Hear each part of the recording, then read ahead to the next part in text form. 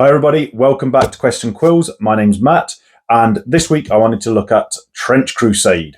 Now, unless you've been living under a rock, if you're into the hobby, you have probably already heard of Trench Crusade. It's just done absolute blazes on Kickstarter. It's a skirmish game brought by partly by the same people that brought Mordheim to life.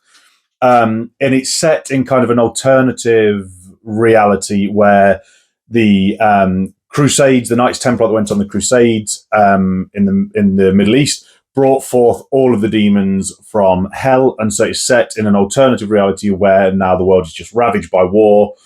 There's knights, there's priests, there's magic, there's chaos, there's demons, and everything, and it's just really grim, really dark, and everybody's absolutely looking forward to playing it. There are loads of videos out there of people doing some really cool stuff. I'm no different. I wanted to have a go. At some point in the future, I want to build a trench board. And so I thought, right, I'm going to put together a diorama, because dioramas are a great way of practicing different techniques, different skills, see what works before moving on to a big board with the same kind of thing. So this that I have put together here is my version of this piece of artwork from the lore guide. So if you head to the Trench Crusade website, there's loads of free stuff there that you can download. There's the lore, there's the rules, there's loads of PDFs that you can grab just to kind of show you what's coming and how to play. And I think they've said that the rules are always going to be free on there as well. It's miniature agnostic, so you don't have to buy specific minis, although their Kickstarter did have some really cool minis in there. But this piece of artwork from the lore guide is what I have based my diorama on. Hopefully you kind of see where I'm coming from. You like it. I'm going to jump into it. I've got through quite a few new techniques in this one. It's my first real attempt at some kitbashing to try and make the minis, which I'm really proud of. I'm really pleased with how that turned out. My first time really using the laser cutter to actually do some stuff for a train that I've created rather than downloading other people's files to use. And it's the first diorama I've done that I think actually, yeah, this has got some really cool techniques that I'm now going to transfer onto a big board. So enjoy. Let me know what you think in the comments. As always, like, subscribe, share the videos. It really makes a huge difference getting those numbers just to kind of see, oh, actually, yeah, it's worth doing this stuff. People are watching it. People are liking it. If you like the look of this, go and check out Trench Crusade. If you like Mordheim, you will like this. Absolutely mind-blowingly good. The artwork is amazing. I'll see you on the other side. I started with the wire on the hot wire cutter at an angle, probably, I don't know, about 5 degrees, something like that. I didn't measure it. I just eyeballed it to see what would look good. Ran through a column. I tried to get the proportions as close as possible to the image. Obviously, there's no top to the tower in the picture, but I just wanted to give that kind of tall peak to the prayer tower.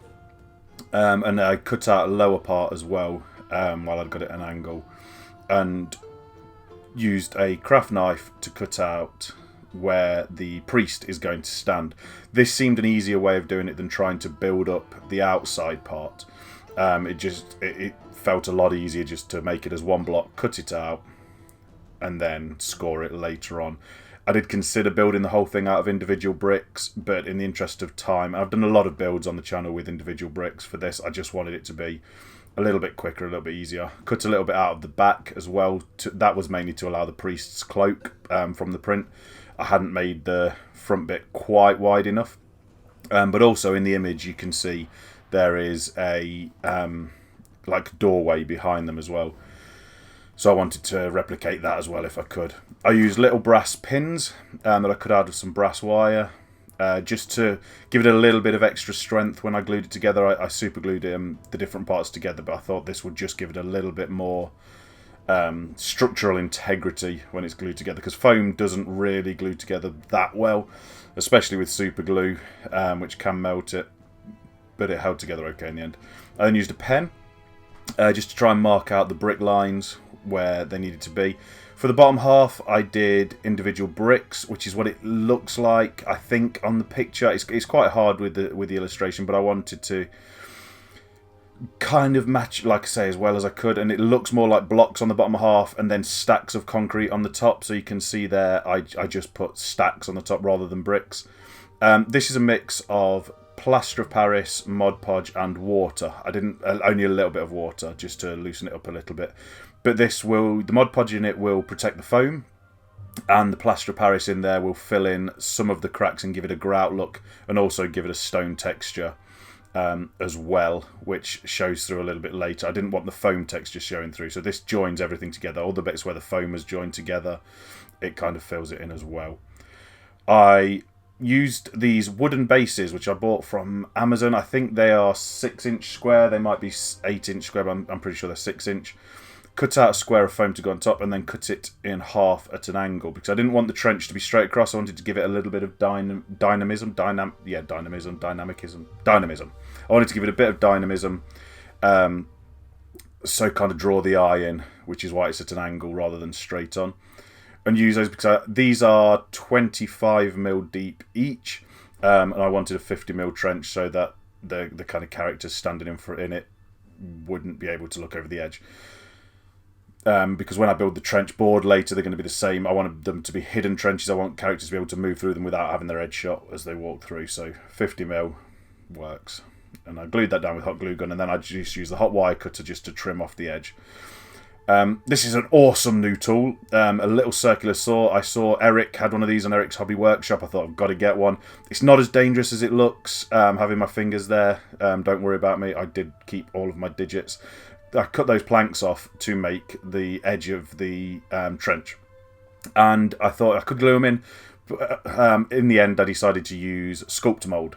And then whilst the Sculptor mould was still wet, push in the wooden planks. This, I was hoping, and it works, gives it more of a mud, kind of pushed into the mud look, rather than stuck onto the mud look. I used wooden beams. These are going to be kind of tracks to lay wooden boards on within the trench. So I needed those to stick into the Sculptor mould as well. I used corrugated cardboard, just for some sheets of corrugated metal. And again, at this point, I'm kind of thinking, right, what will I want to use on my big trench board? What techniques can I practice here? It might not necessarily work in the scope of a diorama. Maybe it looks slightly out of place. I don't think it does in the end. But I wanted to see, will this technique work? Can I use it on a bigger board later on? Which is kind of the point of these dioramas. Is all about practicing what I can do, as well as hopefully producing something that looks cool. So I stuck those on, and I stuck the base down into the Sculptor mould. I didn't bother with any glue. I just pressed it into the Sculptor mould and then built that up around the edge. And that holds it absolutely firm. I would probably use glue if I was doing this on a proper board. Put some wooden sticks in, which are eventually going to become crosses, because there's a lot of crosses in the Trench Crusade artwork. So this was a 3D print that was a misprint. You can see there its left hand hasn't printed. And it was supposed to have a ball, like a mace on a chain, which I cut off because it just, like I said, misprinted. So instead, I'm going to use a Stormcast Eternal hand. I'm going to cut off the arm bit and just use the actual hand and the shield support. And then I was toying between whether I used this cartwheel, which I already had printed as a shield, or the Stormcast Eternal shield. I don't like the filigree on the Eternal shield, so in the end I do end up using the wagon wheel, and I'm really pleased because I think that gives it that real dark kind of makeshift Trench Crusade look that really works well with the game. As always, when using a craft knife, try and be careful. I'm a little bit close to my finger there for comfort. I didn't end up cutting it, but I think that's more by luck than judgment. Probably should have used some snips here. Don't do as I do as I say. But I did recover the hand after it flung out across the room. And I super glued that onto the wrist. A little bit of sanding on both parts just meant that they fit perfectly together. This is one of my first real attempts at kit bashing with an idea in mind. I was really pleased with how it turned out, but it's quite scary because you never know what it's going to look like until the end. I'm in awe of people who just kit bash everything together. It's something I'd definitely do more of in the future, but I really did enjoy it. But it was interesting to see the process coming together. It's one of those where you really do have to trust the process. So I stuck the cartwheel on, and then because it is Trench Crusade, I decided that I wanted a lot of extra kind of gruesome limbs on it. And so these are a load of kind of severed, gruesome limbs that I found on my Minifactory and printed off. I just printed a load of them off. I think these will come in fun for future projects as well. They feel very Trench Crusade to me, so I stuck a load of these onto the shield as kind of, I imagine they're trophies that he's collected as he's slaughtered his enemies and hacked off their limbs and stuck them on his shield. And I think they really do add a little bit more kind of gruesome energy to the scene, so I'm really pleased with those. Then I needed the speakers, so brought out the old laser cutter, designed these really quickly in Illustrator, just different size boxes basically, glued them together with super glue. They went together nice and easy. I was quite pleased. So again, it's one of my first times using the laser cutter to really put together something that I've created for a project, so pushing myself outside my limits again. Used some plastic straws to create the funnel, or whatever it's called. I don't know what it's called. I'm sure sound experts out there will know what it's called. But that cone bit, maybe it is just called a cone. The bit inside the speaker. Again, in the illustrations, they're more of a pipe than a cone.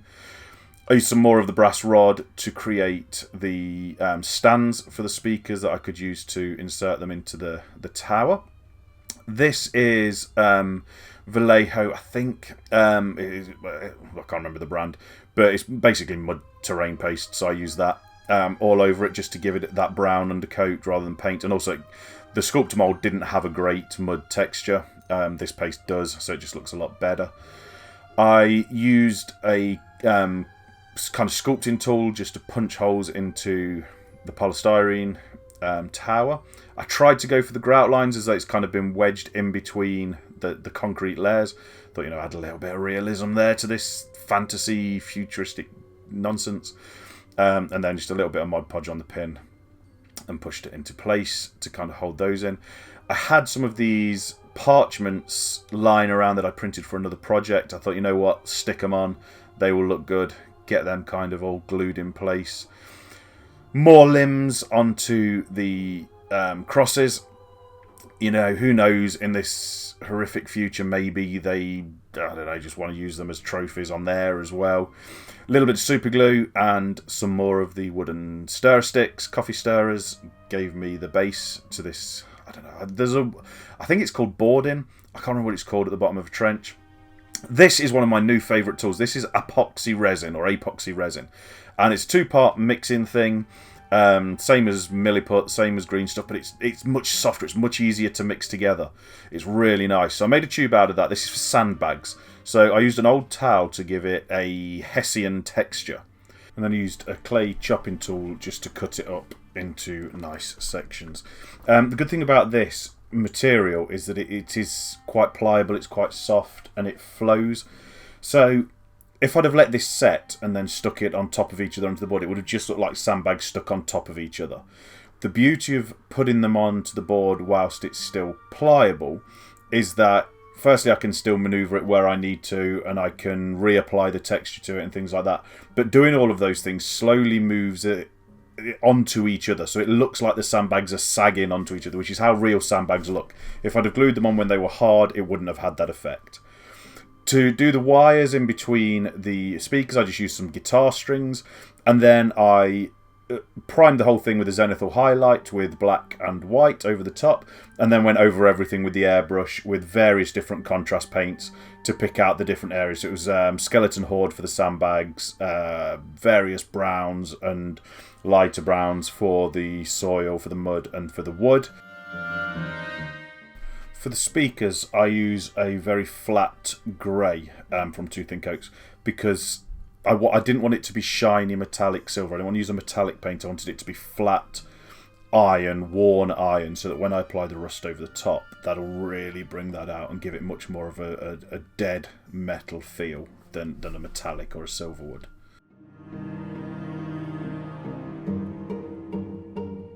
For the limbs, I used Plague Bearer flesh contrast, a little bit Guilliman's flesh, and some Blood Angel red to kind of wash into it. I tried to apply them all when they were still wet, so they just all flowed into each other. I used the same effects on the limbs on the character's shield as well, on the knight shield later on as well.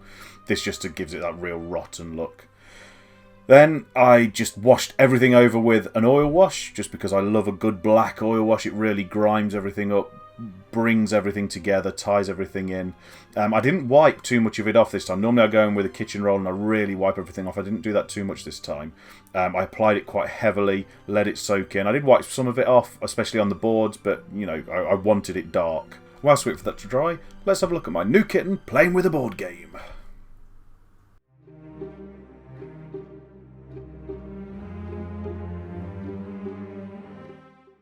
Once we'd finished drying and the kitten had finished playing, I got out the streaking grime. Now this is an enamel wash, so it, again, like the oil wash, works with white spirits.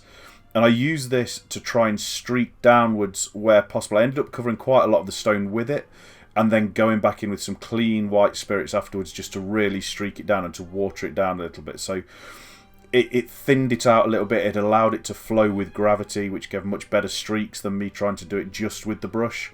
I think brushing it in a downward stroke helps, but making it quite watery does allow it to flow, and it takes a little bit longer to dry afterwards, but the effect is much better, I think, applying it with a little bit of white spirits on top of it as well. For the speakers, I applied watered down, dirty down rust. Now, dirty down rust is an acrylic medium, so it's, again, I apply it to the stones whilst the streaking grime is still wet, while there's still white spirits on it, and that allowed the acrylic rust to spread a little bit and give it a much nicer effect. I painted the figures up mostly off screen because I had to go and wait for a parcel at my parents' house, so I took a load of stuff with me to try and get it done, but it was a bit hectic and I didn't get time to film everything. I just wanted to get everything done. One thing I had done before I primed the minis was I removed the priest's head and replaced it with a gas mask, which I thought was much more Trench Crusade-y. I replaced the end of the staff with a metal grenade globe as well, just to really kind of keep that vibe going all the way through. I thought it made it much more like a Trench Crusade priest rather than just a human generic priest. So I painted these up using a mixture of contrast paints, a little bit of grey and brown paint on the rust around the wheel, but mainly it's contrast paints just to get them painted up. And again, same effect on the limbs as I used on the ones on the crosses as well, just to give them the same kind of look. Cut them off the base. This went quite nicely. I did lose a little bit of the foot of the priest, but what are you going to do? It's hidden away. Stuck them in place. Now this I did entirely off, well, I did it on camera but forgot to press record. I just used an acrylic pen to do the writing, washed it with some, again with some black oil wash. I painted the edges of the board black with black 3.0 from Culture Hustle. And then, as quick as you can say a grenade in the trench, we're ready for the final reveal.